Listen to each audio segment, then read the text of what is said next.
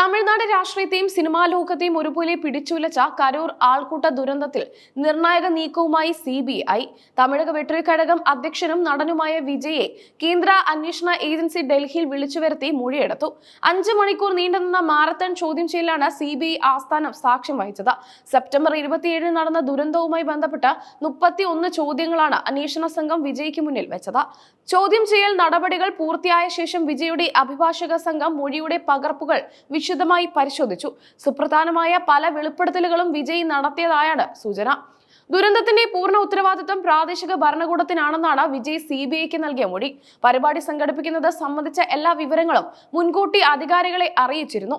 എന്നാൽ ആൾക്കൂട്ടത്തെ നിയന്ത്രിക്കാൻ ആവശ്യമായ മതിയായ സുരക്ഷാ ക്രമീകരണങ്ങൾ ഒരുക്കുന്നതിൽ പോലീസ് പരാജയപ്പെട്ടുവെന്നാണ് വിജയ് ആരോപിച്ചത്. ദുരന്തം നടന്ന ഉടൻ തന്നെ താൻ സ്ഥലത്ത് നിന്ന് മാറിയത് മനഃപൂർവ്വമല്ലെന്നും ആൾക്കൂട്ടം തന്നെ കാണാനായി ഇരച്ചു കയറുന്നത് ഒഴിവാക്കാനാണെന്നും അദ്ദേഹം വ്യക്തമാക്കി. താൻ അവിടെ തുടരുന്നത് കൂടുതൽ ക്രമസമാധാന പ്രശ്നങ്ങൾക്കും അപകടങ്ങൾക്കും കാരണമാകുമെന്ന് ഭയന്നാണ് പിന്മാറിയതെന്ന് വിജയ് മൊഴിയിൽ വിശദീകരിച്ചു. 11 മണിയോടെയാണ് CBI ആസ്ഥാനത്ത് മൊഴിയെടുപ്പ് ആരംഭിച്ചത്. സാധാരണഗതിയിൽ ഉന്നത വ്യക്തികളെ ചോദ്യം ചെയ്യുമ്പോൾ നടപടികൾ വീഡിയോയിൽ ചിത്രീകരിക്കാറുണ്ട്. എന്നാൽ വിജയുടെ കാര്യത്തിൽ ഈ പതിവ് ഒഴിവാക്കി. എന്തുകൊണ്ടാണ് വീഡിയോ റെക്കോർഡിംഗ് വേണ്ടെന്ന് വെച്ചതെന്ന കാര്യത്തിൽ CBI വ്യക്തത നൽകിയിട്ടില്ല. ദുരന്ത സ്ഥലത്തേക്ക് എത്താൻ വിജയ് 7 മണിക്കൂറോളം വൈകിയത് എന്തുകൊണ്ട് എന്നതായിരുന്നു CBIയുടെ പ്രധാന ചോദ്യം. ഇത്രയും നേരം ലക്ഷക്കണക്കിന് ആളുകൾ വെയിലത്ത് കാത്തു നിൽക്കുമ്പോൾ ഉണ്ടായേക്കാവുന്ന അപകടം മുൻകൂട്ടി കണ്ടില്ലേ എന്നും അന്വേഷണ സംഘം ചോദിച്ചു. ഇതിനെല്ലാം കൃത്യമായ മറുപടി വിജയ് നൽകിയിട്ടുണ്ട്. കരൂരിലെ പരിപാടിയിൽ ഏർപ്പെടുത്തിയിരുന്ന സുരക്ഷാ ക്രമീകരണങ്ങളെക്കുറിച്ചും CBI വിശദമായി ചോദിച്ചറിഞ്ഞു. സ്വകാര്യ സെക്യൂരിറ്റി ഏജൻസികളെ നിയോഗിച്ചിരുന്നോ എന്നും പാർട്ടി പ്രവർത്തകർക്ക് ജനക്കൂട്ടത്തെ നിയന്ത്രിക്കാൻ പരിശീലനം നൽകിയിരുന്നോ എന്നും ചോദ്യങ്ങളുണ്ടായി. മൊഴികളിലെ ചില വൈരുദ്ധ്യങ്ങൾ പരിഹരിക്കാനായി നാളെയും ഹാജരാകാൻ വിജയോട് CBI ആവശ്യപ്പെട്ടിരുന്നു. എന്നാൽ നാളെ എത്താൻ കഴിയില്ലെന്ന് വിജയ് അറിയിച്ചു. തമിഴ്നാട്ടിലെ പൊങ്കൽ ഉത്സവവുമായി ബന്ധപ്പെട്ട് നാട്ടിലേക്ക് മടങ്ങേണ്ടതുണ്ടെന്ന് അഭിഭാഷകർ അറിയിച്ചതിനെ തുടർന്ന് CBI മറ്റൊരു തീയതി അനുവദിച്ചു. പുലർച്ചെയാണ് വിജയ് ചെന്നൈയിൽ നിന്ന് ഡൽഹിയിലെത്തിയത്. TVK നേതാക്കളായ ആദവ് അർജുന, നിർമ്മൽ കുമാർ എന്നിവരും അദ്ദേഹത്തെ അനുഗമിച്ചിരുന്നു. ഡൽഹി പോലീസിന്റെയും CBIയുടെയും കനത്ത സുരക്ഷാ വലയത്തിലാണ് വിജയ് അന്വേഷണ ഏജൻസിക്ക് മുന്നിലെത്തിയത്.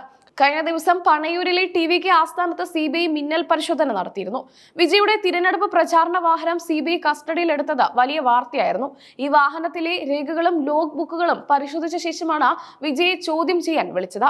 കരൂർ ദുരന്തം നടന്ന് 4 മാസങ്ങൾക്ക് ശേഷമാണ് വിജയ് ഒരു അന്വേഷണ സംഘത്തിന് മുന്നിൽ ഹാജരാകുന്നത് എന്നത് ശ്രദ്ധേയമാണ്. ഇതിനു മുൻപ് തമിഴ്നാട് സർക്കാർ രൂപീകരിച്ച പ്രത്യേക അന്വേഷണ സംഘം പലതവണ നോട്ടീസ് നൽകിയിട്ടും വിജയ് ഹാജരായിരുന്നില്ല. CBI കേസ് ഏറ്റെടുത്തതോടെയാണ് വിജയ് ഹാജരാകാൻ നിർബന്ധിതനായത്. നേരത്തെ TVK നേതാക്കളായ ബുസി ആനന്ദ് ഉൾപ്പെടെയുള്ളവരെ CBI ചോദ്യം ചെയ്തിരുന്നു. ഇവരിൽ നിന്ന് ലഭിച്ച മൊഴികളുടെ അടിസ്ഥാനത്തിലാണ് വിജയ് 31 ചോദ്യങ്ങളടങ്ങിയ ചോദ്യാവലി തയ്യാറാക്കിയത്. വിജയുടെ മൊഴികൾ മറ്റ് നേതാക്കളുടെ മൊഴികളുമായി ഒത്തുനോക്കും.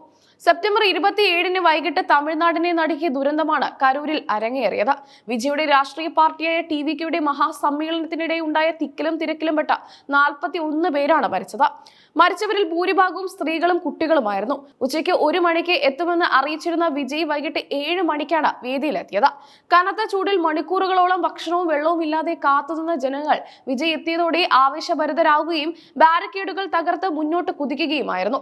വിജയ് പ്രസംഗം തുടങ്ങിയ ഉടൻ തന്നെ ആളുകൾ കുഴഞ്ഞു വീഴാൻ തുടങ്ങിയിരുന്നു. പോലീസിനും പാർട്ടി വോളണ്ടിയർമാർക്കും ആൾക്കൂട്ടത്തെ നിയന്ത്രിക്കാനായില്ല. ആദ്യ ദിവസം 38 പേരുടെ മരണം സ്ഥിരീകരിച്ചു. പിന്നീട് ചികിത്സയിലായിരുന്ന 3 പേർ കൂടി മരിച്ചതോടെ ആകെ മരണസംഖ്യ 41 ആയി.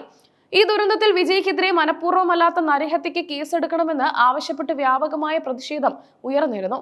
രാഷ്ട്രീയ പ്രവേശനം പ്രഖ്യാപിച്ചതിന് പിന്നാലെ ഉണ്ടായ ഈ ദുരന്തം വിജയുടെ രാഷ്ട്രീയ ഭാവിക്ക് വലിയ തിരിച്ചടിയായാണ് വിലയിരുത്തപ്പെടുന്നത്. വിജയെ CBI ചോദ്യം ചെയ്തത് തമിഴ്നാട് രാഷ്ട്രീയത്തിൽ പുതിയ വിവാദങ്ങൾക്ക് തിരികൊളുത്തിയിട്ടുണ്ട്. തിരഞ്ഞെടുപ്പ് അടുത്തിരിക്കെ BJPയും DMKയും ഈ വിഷയം രാഷ്ട്രീയമായി ഉപയോഗിക്കാൻ സാധ്യതയുണ്ട്. എന്നാൽ വിജയെ വേട്ടയാടാനാണ് കേന്ദ്ര ഏജൻസി ശ്രമിക്കുന്നതെന്ന വാദവുമായി TVK പ്രവർത്തകർ രംഗത്തെത്തിയിട്ടുണ്ട്. CBIയുടെ അടുത്ത നടപടി എന്തായിരിക്കുമെന്നാണ് എല്ലാവരും ഉറ്റുനോക്കുന്നത്. മൊഴികളിൽ വ്യക്തത കുറവുണ്ടെങ്കിൽ വിജയെ വീണ്ടും ഡൽഹിയിലേക്ക് വിളിപ്പിച്ചേക്കാം.